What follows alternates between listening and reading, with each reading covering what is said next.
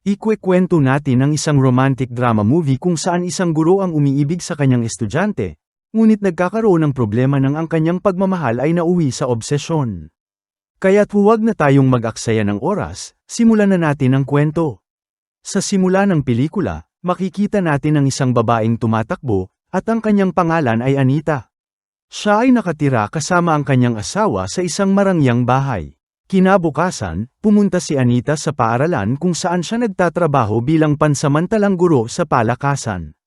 Naghihintay ang mga estudyante sa kanya, at humingi siya ng paumanhin sa lahat dahil sa pagiging huli niya. Ito ang kanyang unang klase, at nagpakilala siya sa lahat, at nagpakilala rin ang mga estudyante ng kanilang mga pangalan. Pagdating ng gabi, makikita natin si Anita kasama ang kanyang asawa na si Hasi, at tinanong niya kung hanggang kailan siya nasa Frankfurt.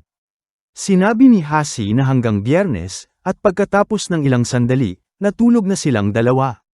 Kinabukasan, naliligo si Anita nang biglang tumunog ang doorbell. Lumabas siya at nakita niyang may nag-iwan ng bulaklak sa pinto. Tumingin-tingin siya ngunit walang tao roon.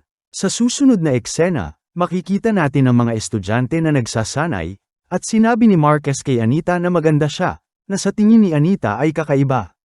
Pagkatapos ng pagsasanay, kasama ni Anita ang isa pang guro nang magsigawan ang mga estudyante. Pumunta sila at nakita nilang sinasaktan ni Marquez ang isa pang lalaki.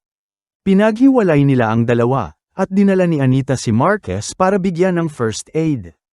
Tiningnan niya si Marquez kung nasugatan ba ito. Sinabi ni Marquez na maayos siya, at habang nag-uusap sila, nagkaroon ng sandaling malapit sila sa isa't isa, at hinalikan ni Marquez si Anita. Biglang may dumating, kaya umalis si Marquez.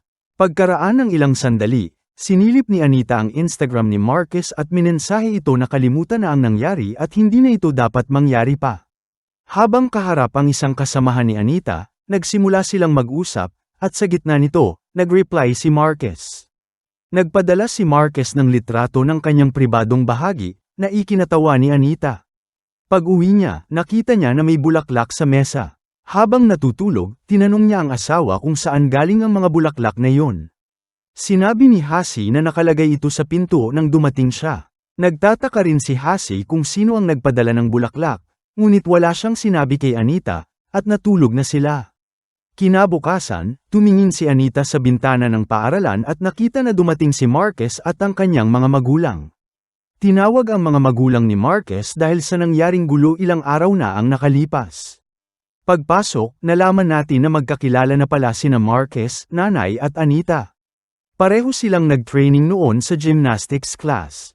Pinag-usapan nila ang tungkol sa gulo, at sinabi ni Marquez na gusto niyang magsalita. Humingi siya ng paumanhin at sinabing mali ang ginawa niya. Sinabi niyang tutol siya sa karahasan at walang magandang naidudulot ang pakikipag-away. Sa narinig, humanga ang mga magulang ni Marquez, ngunit sinabi ni Anita na may mahigpit na patakaran ang paaralan tungkol sa mga ganitong aktibidad. Sa gitna nito, hinawakan ni Marquez si Anita gamit ang paa niya, na ikinadama ng pagkaasiwa ni Anita. Sinabi ni Anita na hindi makakasama si Marquez sa trip sa Berlin bilang parusa. Alam niyang mahalaga ito para kay Marquez, ngunit ito ang kanyang magiging kaparusahan. Dahil dito, hindi natuwa ang mga magulang ni Marquez, ngunit sinabi ni Anita na wala na siyang magagawa at ito na ang final na desisyon. Patuloy na hinawakan ni Marquez si Anita, kaya bigla siyang tumayo, at umalis na ang mga tao. Sa gabi, sumakay si Anita sa kanyang kotse pauwi, at pumunta rin si Marquez sa kotse. Sinimulan niyang hawakan si Anita, at naglaro sila sa isa't isa. Pagkatapos ng ilang sandali, umalis na sila. Pag-uwi, inisip ni Anita si Marquez at naalala ang kanilang romansa. Kinabukasan, minensahe niya si Marquez para magpasalamat sa nagdaang gabi at tinanong kung maaari silang magkita ulit ngayong gabi. Sumagot si Marquez na may laban siya ngayon at hindi makakapagkita. Sinilip ni Anita ang Instagram ni Marquez, kung saan may kasamang ibang babae si Marquez, at nainis si Anita.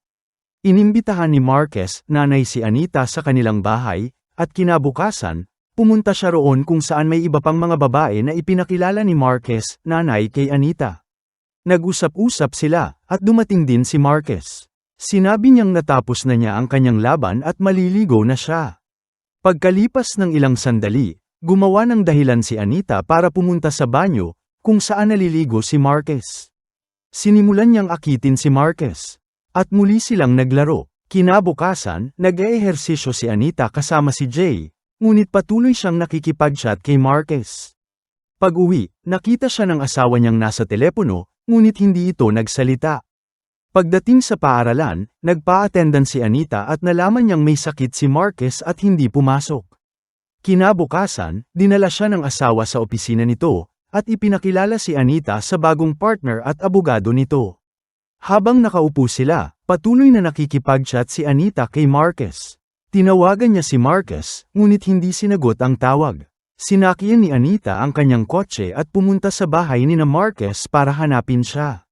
Sinabi niya sa nanay ni Marquez na dumaan siya dahil narinig niyang may sakit ito. Ngunit sinabi ng nanay nito na wala siyang sakit at nasa paaralan para mag-training. Pumunta si Anita sa paaralan ngunit wala roon si Marquez. Hinanap niya ito at natagpuan sa isang tindahan kasama ang mga kaibigan. Tinawag niya ito sa kotse at tinanong kung nililigawan niya si Mina. Sinabi ni Marquez na gusto niya si Mina. Narinig ito ni Anita, at hindi maganda ang kanyang reaksyon. Matapos mag-usap, umalis si Marquez, at pumunta si Anita sa asawa niya na nanonood ng musical show. Naiisip ni Anita si Marquez na nilalandi siya sa kotse, at napaiyak siya. Naghinala si Hasi, ngunit hindi ito nagsalita. Kinabukasan, nagte-training ang mga estudyante sa paaralan, at nainis si Anita nang makita si Mina. Pumunta siya sa changing room at in-unlock ang cellphone ni Mina at nagtagumpay. In-upload niya ang pribadong litrato ni Mina sa Facebook at tahimik na umalis doon. Pagkalipas ng ilang sandali, pumunta si Anita kay Mina at tinanong kung anong nangyari. Sinabi ni Mina na may nag-post ng marurumi niyang litrato sa Facebook at si Marquez ang kumuha ng mga litrato. Sinabi ni Anita na mabait na bata si Mina, ngunit hindi siya naniniwalang tama si Marquez para sa kanya. Kinabukasan, nagpunta si Anita sa nanay ni Marquez at sinabing hindi mabuting babae si Mina at dapat layuan siya ni Marquez. Dahil hindi sumasagot si Marquez sa mga mensahe ni Anita, galit na pumunta si Anita para hanapin siya.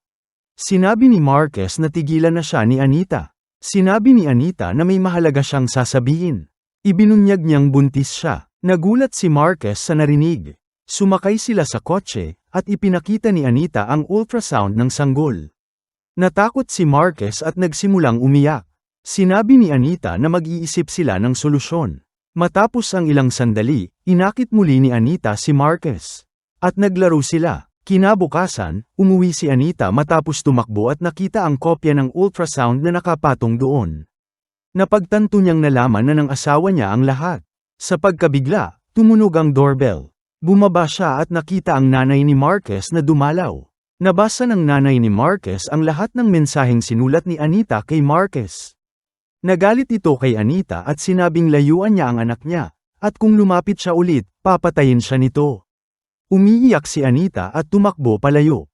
Pumunta siya sa hotel kinagabihan at doon nag-book ng kwarto. Kinabukasan, bumalik siya sa bahay, ngunit hindi siya pinagbuksan ni Hasi ng pinto. Kinuha niya ang bag mula sa labas at umalis.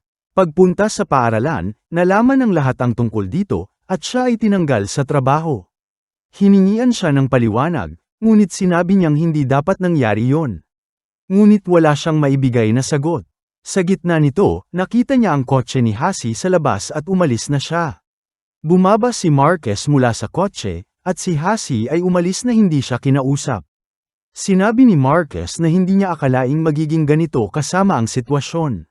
Sinabi niya kay Anita na mabait ang kanyang asawa ngunit kailangan niyang maghanap ng ibang tao na maaari niyang gawing pamilya.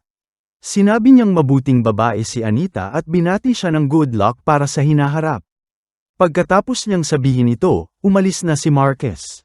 Makikita natin si Anita sa isang malungkot na lugar, at natapos na ang pelikula dito. Kaya mga kaibigan, hanggang dito na lang ang video natin ngayong araw. Kung nagustuhan niyo ito, paki-like naman at huwag kalimutang mag-subscribe sa aking channel.